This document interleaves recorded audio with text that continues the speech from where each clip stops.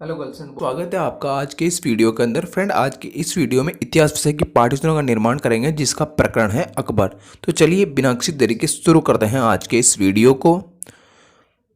Friend, आपकी जो दैनिक पाठ्यपुस्तक डायरी है इसके ऊपर ही पर आपको पाठ्यपुस्तक का क्रमांक लगा लेना है। उसके पश्चात में जिस भी विद्यालय में आपका प्रशिक्षण प्रोग्राम चल रहा है उस विद्यालय का आपको नाम लिख देना है।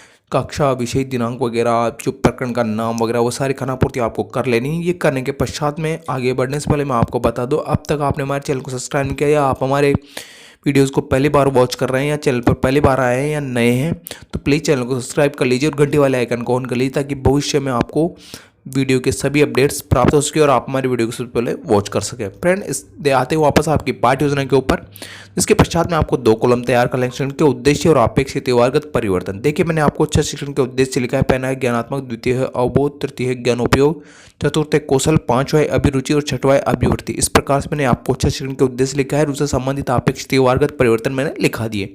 अपेक्षित व्यवहारगत परिवर्तन से मतलब है अगर आपने बच्चे को कोई चीज़ दिखाई है तो बच्चे के अंदर वो परिवर्तन आपको दिखने चाहिए।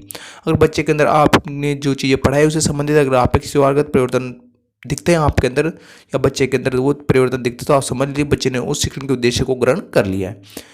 ये सारे लिखने के पश्चात में नेक्स्ट चढ़ेंगे आपके शिक्षण के बिंदु। तो कौन कौन से शिक्षण के बिंदु आप इस पाठ्य योजना के अंदर आप बच्चे को पढ़ाएंगे तो वो शिक्षण के बिंदु मैंने इसके अंदर बता दिए, तो आप उनको भी लिख लीजिएगा। शिक्षण की विधि हो जाएगी व्याख्यान विधि, प्रश्नोत्तरी विधि वगैरह।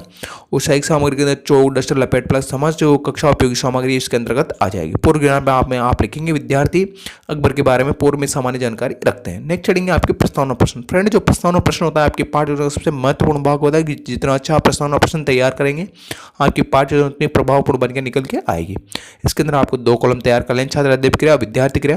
फ्रेंड, जो प्रस्तावना प्रश्न होता है इसके अंदर आपके द्वारा बच्चों से कम 4 या 5 प्रश्न पूछे जाते हैं और ये प्रश्न आपको तार्किक क्रम में पूछे रहते हैं। कहने का मतलब है एक प्रश्न को आपको दूसरे प्रश्न से जोड़ते हुए आपको ये प्रश्न बच्चों से करने होते हैं। जिस प्रकार से मैंने प्रश्न पूछे आप उसी प्रकार से बच्चों से प्रश्न करते। जैसे हिंदुस्तान किस देश को कहा जाता है? बचेतुर्ग। भारत में मुगल वंश का संस्थापक कौन था? बचेतुर्ग बाबर। बाबर के पुत्र का क्या नाम था? बचेतुर्ग। हुमायूं के पुत्र का क्या नाम था? बचेतुर्ग अकबर। तो अकबर के बारे में आप क्या जानते हो? तो ये एक प्रकार से समस्यात्मक प्रश्न हो जाएगा जिसका बच्चे उत्तर नहीं दे पाते। इस प्रकार से आपको अंत के अंदर एक समस्यात्मक प्रश्न बच्चों से पूछें जिसका बच्चे उत्तर नहीं दे पाएंगे और वही समस्यात्मक प्रश्न आपका क्या हो जाएगा? प्रकरण हो जाए। तो इस प्रकार से आपको ये ताकि क्रम में बच्चों से ये इस प्रकार से प्रश्न पूछ लेने। फ्रेंड, आपको जितनी अच्छी पाठ्य योजना तैयार कराने उसका ध्यान देने की चीज़ यही है। सबसे महत्वपूर्ण पाठ्य योजना का भाग भी यही है, प्रस्तावना प्रश्न ही होता है। इसके पश्चात नेक्स्ट हेडिंग निकल के आती है आपके प्रस्तुतिकरण। फ्रेंड, जो प्रस्तुतिकरण होता है इसके अंदर आपको संपूर्ण जानकारी देनी रहती है जिसके बारे में जिस विषय वस्तु के बारे में आपको पढ़ाना है। इसके अंदर आपको 5 कॉलम तैयार कर लें। शिक्षण के बिंदु, छात्र अध्ययन क्रिया, विद्यार्थी क्रिया, शिक्षण सहायक सामग्री और श्यामपट कार्य। ये सारी चीज़ें करने के पश्चात में देखिए जो मैंने आपको शिक्षण बिंदु वाला कॉलम है उसके अंदर आपको पहला शिक्षण बिंदु लिखा है अकबर का जीवन परिचय। तो अकबर के जीवन परिचय से संबंधित एक मैंने आपको विकासात्मक प्रश्न लिखा है। विकासात्मक प्रश्नों के उत्तर बच्चे दे देंगे। छात्र अध्ययन क्रिया वाले कॉलम के अंदर देखिए मैंने आपको प्रस्तुतिकरण लिखा है कि जो अकबर का जो सामान्य उनका पूरा क्या नाम, जैसे अकबर का पूरा नाम जलालुद्दीन मोहम्मद अकबर था, उसके बारे में सामान्य जानकारी वो मैंने इसके अंदर बता दी। ध्यानपूर्वक आप इसको लिख लीजिए। मैंने अकबर का साहित्य सामग्री के अंदर चित्र भी लगाया, उसको भी आप लिख लीजिए। और श्यामपट कार्य के अंदर मैंने उसकी जन्म कब हुआ था, उसका नाम क्या था, पिता का नाम क्या था, उसने गद्दी पर कब बैठा, वो सारी जानकारी मैंने इसके अंदर प्रदान की, तो आप उनको लिख लीजिए। और उसके जो बोधात्मक प्रश्न भी मैंने लिखा है ताकि बच्चों का जो ध्यान है वो इधर उधर भटके नहीं। सो जैसे बोधात्मक प्रश्न छात्र अध्यापक द्वारा आप बच्चों से पूछे जाते हैं। इसके पश्चात में नेक्स्ट पेज पर फिर से नेक्स्ट जो शिक्षण बिंदु आता है वो है अकबर द्वारा लड़े गए प्रमुख युद्ध।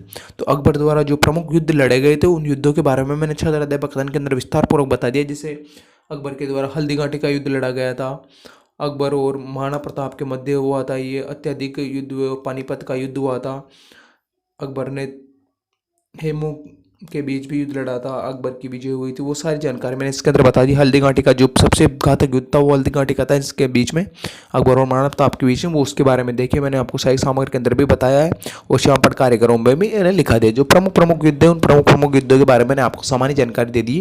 तो ध्यानपूर्वक आप इन सभी को लिख लीजिए। बोधात्मक प्रश्न के बारे में आपको पहले ही बता चुका हूँ कि किस के द्वारा पूछे थे और क्यों पूछे। ध्यानपूर्वक आप इन बोधात्मक प्रश्नों को भी लिख लीजिएगा। फ्रेंड, इस प्रकार से देखिए आपको ये सारी जानकारी कंप्लीट कर ले रहे। अब तक भी आपने हमारे चैनल को सब्सक्राइब किया तो प्लीज़ चैनल को सब्सक्राइब कर लीजिए और घंटी वाला आइकन को ऑन कर लीजिएगा। फ्रेंड, आप फ्रेंड क्या करते हैं वीडियो तो देख लेते हैं लेकिन चैनल को सब्सक्राइब नहीं करते तो प्लीज़ चैनल को सब्सक्राइब कर लीजिए और आने वाले वीडियो का नोटिफिकेशन आपको प्राप्त हो सकेगा। फ्रेंड, नेक्स्ट शिक्षण का बिंदु आता है वो शिक्षण का बिंदु है आपको अकबर के नवरत्न अकबर के जो प्रमुख नवरत्न थे उन नवरत्नों के बारे में उन्होंने विकासात्मक प्रश्न में लिखा है। विकासात्मक प्रश्नों के छात्र अध्यापक द्वारा उत्तर दे दिए जाएंगे। और जो छात्र अध्यापक कथन है उसके अंदर अकबर के जो प्रमुख नवरत्न थे उन नवरत्नों के बारे में मैंने बताया कि अकबर के कौन कौन से नवरत्न थे।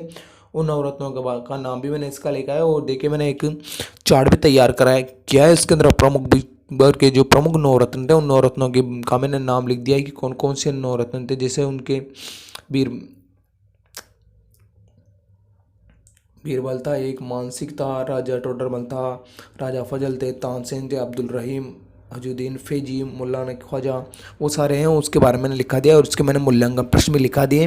फ्रेंड मूल्यांकन प्रश्न के बारे में आपको बता दूं, जो मूल्यांकन प्रश्न होता है वो छात्र अध्यापक द्वारा इसलिए पूछे जाते हैं ताकि उसने जो विषय वस्तु बच्चों को पढ़ाई है वो बच्चों ने सीखी है अथवा नहीं सीखी है, कितनी सीखी, इस बात की प्रतिपुष्टि या फीडबैक ली जा सके। इस वजह से ये मूल्यांकन प्रश्न छात्र अध्यापकों द्वारा बच्चों से किए जाती है। ये मूल्यांकन किसी भी प्रकार के लघुतरात्मक निबंधात्मक बहुविकल्पात्मक किसी प्रकार के प्रश्नों द्वारा उनका मूल्यांकन किया जा सकता है।